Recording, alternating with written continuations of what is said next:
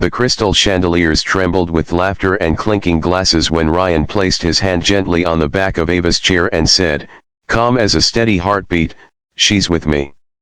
In a room where every whisper carried money and every smile hid a calculation, those 3 words fell like a stone into still water.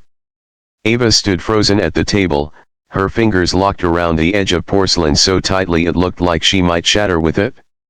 If you were standing there, surrounded by tailored suits and diamond bracelets, judged before you even spoke, would you have the courage to claim someone the world was trying to humiliate?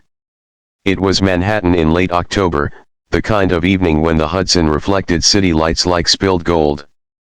The charity gala was being held inside a historic hotel near Central Park, where the wealthy gathered not just to donate but to be seen donating. Ava Whitmore was the youngest daughter of a tech billionaire, a name that opened doors from Wall Street to Silicon Valley. Her life had been curated since childhood: private schools in Connecticut, summers in the Hamptons, business interviews before she turned 25. Tonight, she was expected to announce her engagement to a venture capitalist chosen more for strategic alignment than affection. Instead, she had walked in with Ryan Carter. Ryan didn't look like he belonged. His suit was clean but modest, the cut slightly out of season.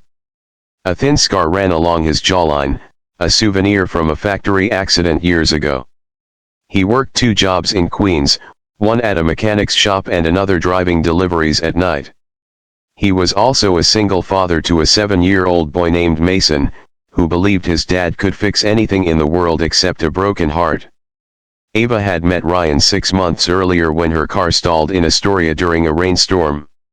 She had stepped out in heels that sank into puddles, furious and embarrassed. Ryan had come out from under the hood of another car, hands stained with grease, eyes steady and kind. He fixed her engine without recognizing her last name.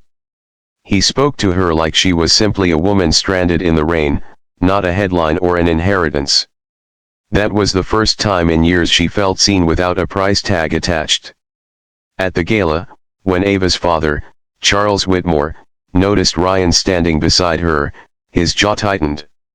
Conversations quieted in subtle waves. A man at the table muttered something about standards. A woman with a diamond choker looked at Ava as if she had spilled wine on white silk. The unspoken question hung in the air: how could she lower herself like this? Ryan felt every stare like a physical weight. He had known this night would not be easy. He had almost told Ava not to bring him. He knew what people said about men like him. Too rough. Too ordinary. Too poor. He thought of Mason at home with a neighbor, the boy who asked if rich people ever felt lonely. Ryan had laughed then, but he knew the answer was yes. When Charles coldly asked who Ryan thought he was, Ryan didn't raise his voice. He didn't defend his income or apologize for his existence. He simply said, she's with me, not as a challenge but as a promise. It was the first time anyone in that room had claimed Ava without expecting something in return. Ava's throat tightened. All her life, people had spoken for her. Investors, advisors, even her own family. She had been introduced as an asset, a future CEO, a merger opportunity. But never as someone's chosen person. She realized in that moment how lonely she had been beneath the designer gowns and boardroom applause. Have you ever achieved everything people said you should want, only to feel hollow inside? Would you trade comfort for authenticity if it meant losing the approval you were raised to chase? The confrontation didn't explode, it simmered. Charles warned her quietly about reputation and consequences. He reminded her of trust funds and board votes. Ryan stood beside her, aware that he could walk away and spare her the conflict. He had walked away from good things before, convinced he didn't deserve them. But this time, leaving would mean teaching his son that love bows to intimidation. Ava surprised everyone, including herself, when she took Ryan's hand. The movement was small, almost invisible to the room, but seismic to her life. She told her father she would not announce an engagement that wasn't real. She said she was tired of being negotiated like a contract.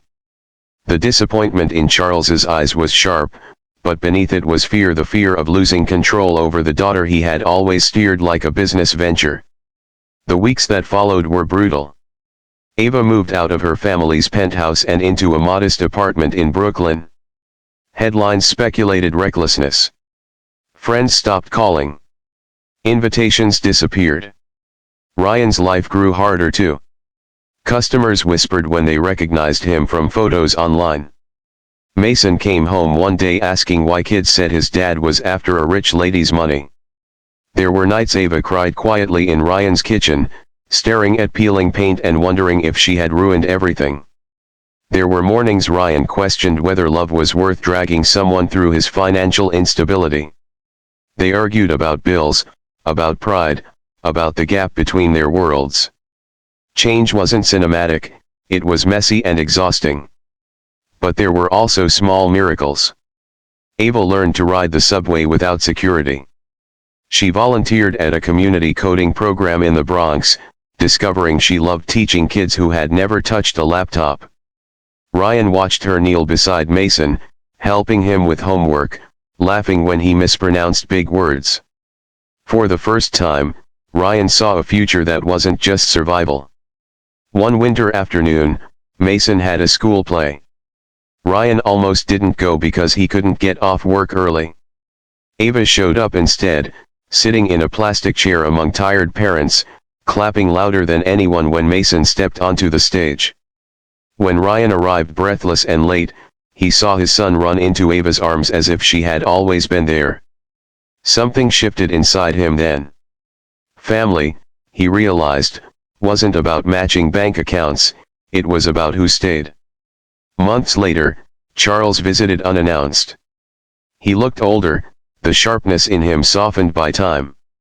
He saw Ava's small apartment, the scuffed floors, the laughter echoing from the living room where Mason was building a cardboard spaceship. He watched Ryan fix a loose cabinet hinge without being asked. There was no performance, no strategic gain. Just ordinary love. Charles didn't apologize in grand gestures. He simply asked Ava if she was happy. And for the first time in years, she didn't hesitate before saying yes. The next charity gala was different. Ava attended not as an heiress making an announcement but as a founder of a nonprofit she had started with Ryan, teaching technical skills to single parents across New York. They arrived together again, hand in hand. Some people still whispered, but others listened when Ava spoke about dignity and opportunity. Ryan stood beside her, not as an intruder but as a partner. That night, under the same chandeliers that once magnified her humiliation, Ava realized something profound. Status can command attention, but only love commands loyalty. Ryan had claimed her in a room determined to diminish him. And in doing so, he had given her the courage to claim her own life. If you had to choose between a life designed for you and a life chosen by you, which would you dare to live? Before this story closes, tell me in the comments what you would have done if you were in Ava's place. And if this story truly touched your heart, gently reminding you that courage sometimes whispers instead of shouts, please like, share, comment, and subscribe so more people can believe in the quiet power of standing beside someone and saying, "She's with me."